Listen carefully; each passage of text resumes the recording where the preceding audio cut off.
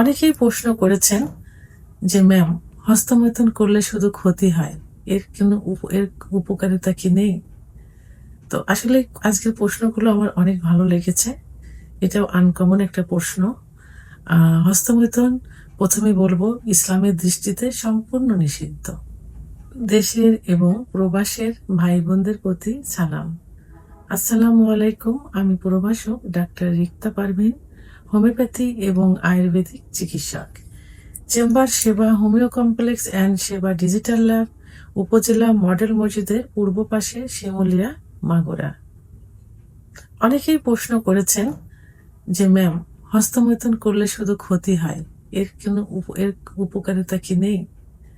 তো আসলে আজকের প্রশ্নগুলো আমার অনেক ভালো লেগেছে। এটাও আনকমন একটা প্রশ্ন। হস্তমৈথুন প্রথমেই বলবো ইসলামের দৃষ্টিতে সম্পূর্ণ নিষিদ্ধ। তো সেহেতু হস্তমৈথুন করা যাবে না। তো এর আহ, পুরুষের যত যৌন অক্ষমতা, পুরুষ মহিলা উভয়েরই, আমি উভয়ের নিয়ে কথা বলবো। কারণ হস্তমৈথুন শুধু পুরুষ করে না, মহিলারাও কিন্তু করে থাকে। আর হস্তমৈথুনটা কি? নিজের মৈথুন দ্বারা, নিজের হস্ত দ্বারা মৈথুন করে বীর্যপাত ঘটানো। এটা পুরুষও করে থাকে, মহিলারাও করে থাকে। এটাই হস্তমৈথুন। আর হস্তমৈথুনের কারণেই কিন্তু যত যৌন অক্ষমতা আসে, লিঙ্গের যত খর্বতা আসে, সব হস্তমৈথুনের কারণেই হয়। এটা সবার ধারণা। কিন্তু এটা হস্তমৈথুন যখন নেশায় পরিণত হয়ে যায়, তখন এই লিঙ্গের যে শিরাগুলো সংকুচিত হয়ে যায়, ব্লাড সার্কুলেশন কমে যায়, ইরেকটাইল ডিসফাংশন চলে আসে। মহিলাদের যত যৌন অক্ষমতা আসে, এটাও কিন্তু এই হস্তমৈথুনের কারণেই হয়ে থাকে। এখন হস্তমৈথুনের ক্ষতিকর দিকগুলো সব থেকে বেশি। তবে মেডিকেল সায়েন্স অনুযায়ী এর কিছু উপকারিতাও কিন্তু রয়েছে।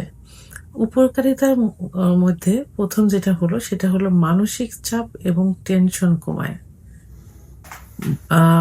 মনের ভিতর যত মানসিক চাপ থাকে, এটা প্রেশারের ভিতর থাকে, যে টেনশন থাকে, এটা যখন হস্তমৈথুন করা হয় তখন যে অর্গাজম হয়, তখন এই এন্ডোরফিন এবং ডোপামিন হরমোন নিঃসৃত হয়।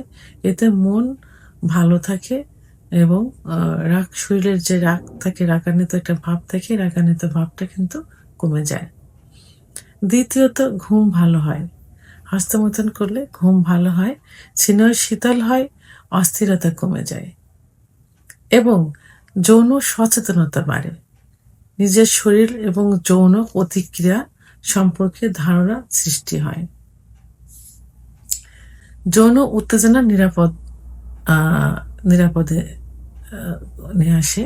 যৌন উত্তেজনাগুলো নিরাপদের ভিতরে নিয়ে আসে। কারণ যে যখন যৌন উত্তেজনা আসে, তখন বডিতে এক ধরনের ফিলিংস কাজ করে। তো অনেকে এটা কন্ট্রোল করতে পারে, আবার অনেকে এটা কন্ট্রোল করতে পারে না। যে কারণে অনেক সময় দেখা যায় যে ধর্ষণ কাজে লিপ্ত হয়, আর রেপ, যেটাকে বলে রেপ কাজে লিপ্ত হয়, পরকীয়া করে থাকে, জিনার মতো গুনার কাজে লিপ্ত হয়ে থাকে। তো হস্তমৈথুন করলে কিন্তু এটার থেকে অনেকটা দূরে সরে আসা যায়। প্রোস্টেট গ্ল্যান্ড সুস্থ করে। পুরুষের যে প্রোস্টেট গ্ল্যান্ড থাকে, এই প্রোস্টেট গ্ল্যান্ডটা এক ধরনের জমাট ভাব থাকে। এই জমাট ভাবটা কিন্তু অনেকটা ছাড়িয়ে দেয়, কারণ নিয়মিত বীর্য নির্গমন হয়।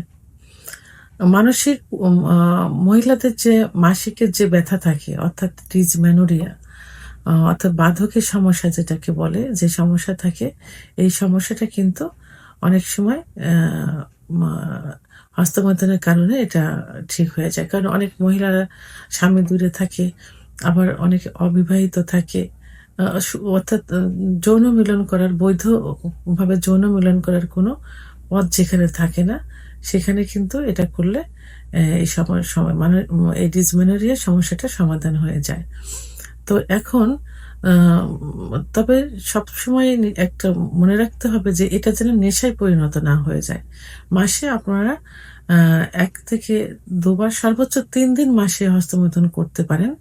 তবে সেটা অত্যন্ত সেফটির সঙ্গে করতে হবে, নিরাপত্তার সঙ্গে করতে হবে, আলতোভাবে করতে হবে, যেন কোনো প্রেশার ক্রিয়েট না করে এবং এটা যেন নেশায় পরিণত না হয়ে যায়।